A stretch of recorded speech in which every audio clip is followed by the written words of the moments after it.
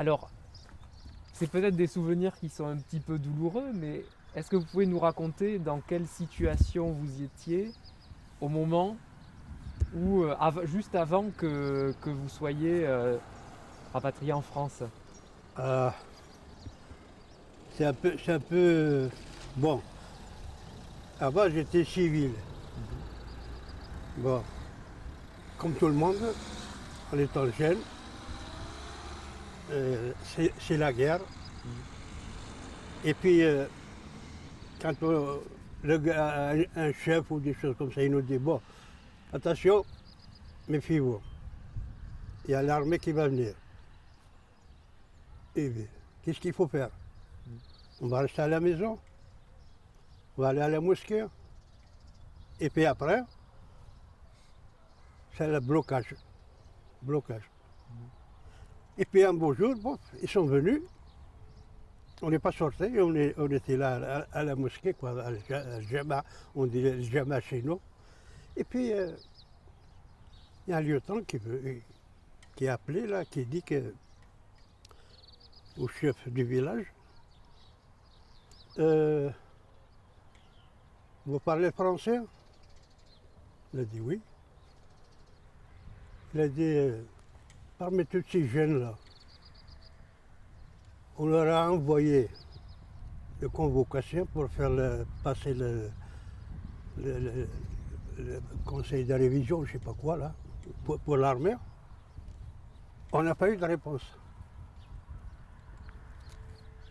Alors le gars, on lui répond, vous savez mon lieutenant, c'est pas eux qui reçoivent le courrier, c'est pas eux, c'est les dirigeants. Parce que là-bas, il y a un commissaire politique, c'est lui qui ramasse tous les courriers et tout. Interdit, quelqu'un d'autre le ramasse. Mhm. Il faut qu'il passe par lui. Bon, ce coup-là, il est parti, c'est passé. Une deuxième fois, ils ont dit, bon, hop, attention, il y a l'armée. Ah, mais alors, qu'est-ce que ça veut dire ça? Finalement, eux, les FLN, enfin le chef, il a dit, si vous sentez que vous êtes agressé, ou des choses comme ça, il ne faut pas répondre. Il ne faut pas répondre. S'il y a des courriers, il faut le garder. Quand je viens, vous me le donnez. Et puis, nous, en étant jeunes, on ne comprenait pas ce qui se passe. Ouais. C'est bizarre. Et puis, ils ont commencé à ramasser les jeunes là pour, pour, euh, pour les amener avec eux, quoi. Pour nous amener avec eux. Et puis, ils nous ont amenés à Akpo, quoi, où il y a la caserne de l'armée. On a resté là-bas 15 jours, je crois, ou quelque chose comme ça. Et puis après, le premier jour, il y avait un lieutenant. Il nous dit, est-ce que vous voulez rentrer dans l'armée française? Là, il y a deux côtés là. Deux côtés qui nous attendent. Soit l'armée, ils nous casse, soit les autres.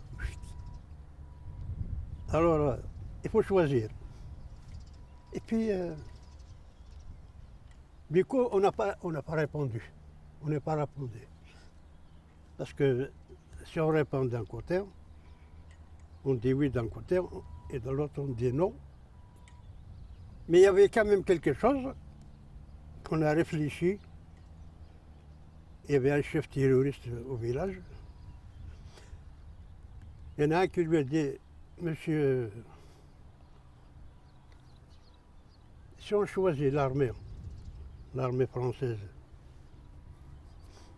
qu'est-ce qui va arriver? Ah, vous savez ce qui va arriver. Et si on choisit les FLN, avec quoi on va se défendre? Ah ben ça, chaque chose a son temps. Ah bon là, il lui a dit, il faut courir tout le temps comme ça quoi. Qu'il nous tire dessus comme des lapins. Il a regardé, il a dit, attention, qu'est-ce que vous dites? Bon, bref. Et puis après, une autre fois, il nous a amené. Oui, une autre fois, il y avait une opération. Je ne sais pas si vous entendez à l'époque, la grotte de Tizi. La grotte Tizi en haut là, tu sais, au village. Il y en avait combien de personnes dedans? Plus de 700 personnes. Ils sont partis sauver même des FLN. Ils sont rentrés dedans. Et bien, moi personnellement, je suis resté 4 jours dedans. Mais je ne peux plus supporter. Il n'y a pas à manger, il n'y a pas à boire, il n'y a rien, il n'y a rien, il n'y a rien. Mais il y en a beaucoup, hein, surtout les jeunes de 17, 18 ans. Et bien, un beau jour, on a dit, bon, il faut y aller. Il faut sortir. Ils nous ont bien gazé avec du gaz. On était obligés de sortir. Quand on est sorti, là, ils nous ont mis en plein soleil comme ça, en haut. On a dit, mais comment ça se fait qu'ils ne sont pas morts? Avec tout ce qu'on leur a envoyé. Bon. Alors il a dit, bon maintenant, vous allez nous suivre. On va vous amener à la caserne. À ce moment-là, on est resté, je crois, plus de 3 mois. Mais quand même, entre-temps, on passait quand même au DOP, comment dire, il y a un sergent là, mon vieux, celui-là là, était dur, hein. Mais ça s'est bien passé, ça va. Il ne nous a pas trop embêtés, quoi. Il a préparé sa gégène, là, tu sais. Il a demandé à notre copain, là, enfin, de chez moi, là, c'est un soldat lui aussi. Mais maintenant, il est mort. Hein. Il a dit, on va passer un petit peu le truc, le gégène. Non, c'est pas la peine. Il a dit la vérité. Alors, qu'est-ce qu'il m'a dit? Il m'a dit, est-ce que vous connaissez quelqu'un qui travaille pour les FLN et tout? J'ai dit, sergent, j'ai dit, tout le monde travaille. Tout le monde travaille. Moi-même, j'ai monté la garde, et tout. J'ai servi. Mais il faut dire la vérité. C'est à ce moment-là qu'il a dit, ben, on va passer. Ah oui. Le gars, il a dit, non, c'est pas la peine. Il a dit la vérité. C'est vrai. Et puis, depuis là, il nous a emmenés à la caserne, avec vous. On est resté 2 mois à peu près. Manger, dormir, manger, dormir. Et puis, un beau jour, ils ont fait l'opération. Allez. Ils nous ont emmenés avec eux. Les porteurs. Petit à petit, hop, ils nous ont donné des fusils de chasse. Ils nous ont dit, bon, puisque vous ne voulez pas prendre les fusils dans l'armée, eh bien, on va vous donner ça pour vous montrer comment vous apprendre comment il faut s'en servir des fusils. Parce que maintenant, vous êtes là. Avant, on ne pouvait pas vous voir. Mais petit à petit, ça partit comme ça, d'un coup. Et puis après, les vêtements. Et puis après, les sacs à dos. Puis après, ils nous ont donné des Mas 36, des garants. On s'est habitué. On s'est habitué comme ça. Et ben, puis on est resté là jusqu'à 62, 57 à 62. Et après? Et après, il y avait c'est le feu. Bon, bien sûr, c'est terminé, c'est la fin. Alors, qu'est-ce qu'on pense? Il y avait un capitaine qui venait là, il nous a dit, bon, maintenant la guerre est finie. Le gouvernement vous a demandé, si vous voulez aller en France avec votre famille, vous allez. Si vous voulez rester chez vous, on vous donne une prime.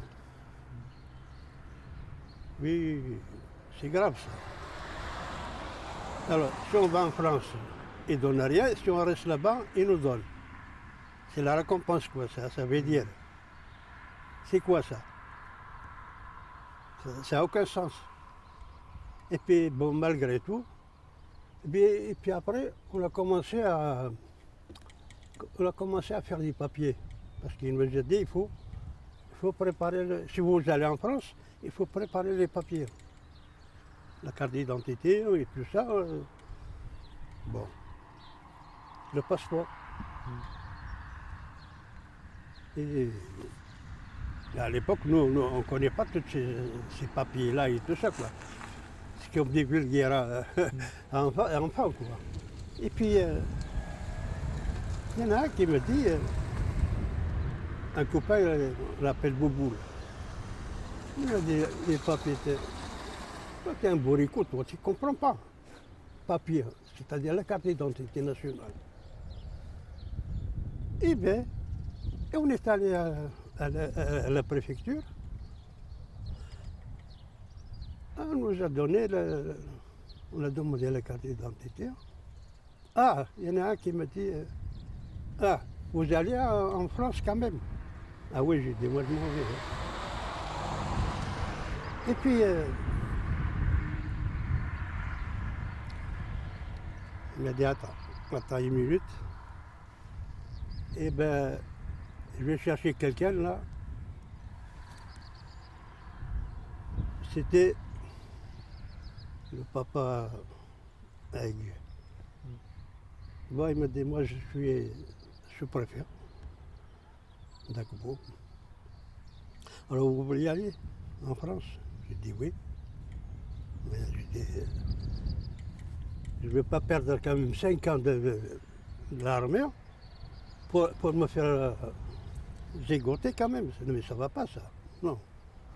Il m'a dit, bon, t'inquiète pas. Et on était à 4 personnes. Il m'a dit, vous inquiétez pas. Et ben il nous a donné les papiers, les cartes d'identité. Et puis un espèce de laissez-passer, quoi, laissez-passer. Et j'ai dit, mais comment ça se fait? Ah. Et puis après, à mesure que les gens viennent faire les papiers et tout, comme on dit, le téléphone arabe, l'un il parle à l'autre, l'autre il parle à l'autre. Et on était joyeux, quoi, de partir en France, quoi. Et bien, on est arrivé. Et bien, c'était il nous a amenés, on nous a embarqués dans des GMC, quoi. Je crois qu'il y en a, je sais pas. Oui, il y a plus de 20 GMC, hein.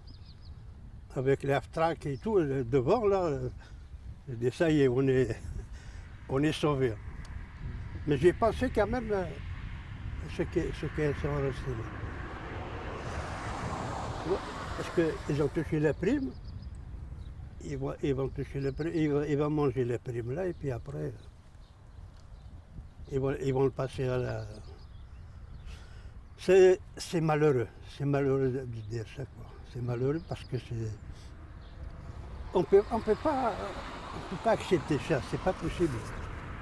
Quand on regarde vraiment la situation, nous, bien sûr, pour eux, on est des traîtres. On est des traîtres. Mais au fond du peuple même, C'est faux. Parce que c'est grâce à nous qu'il y en a moins de morts dans le civil et il y a moins de viols avec les femmes. Malheureusement, il y en a toujours des tordus qui veulent être. Vous voyez? Et puis, on est venu en France. On est venu en France en juin 62. On a débarqué à Marseille. De Marseille, on est venu à Rivesaltes. On est resté 3 ou 4 mois. On est passé l'hiver là-bas, dans les Guitounes, là. Nous, quand même, dans un bâtiment de l'armée. Et puis après, on a redescendu et on a monté sur le plateau de Larzac. Là-bas, c'est bien. Il y a des maisons et on est bien, quoi. Et puis, la dernière fois, hop, allez, on déménage. Allez, déménager. On a descendu ici à Périgueux, à côté du château d'Anne-Marie.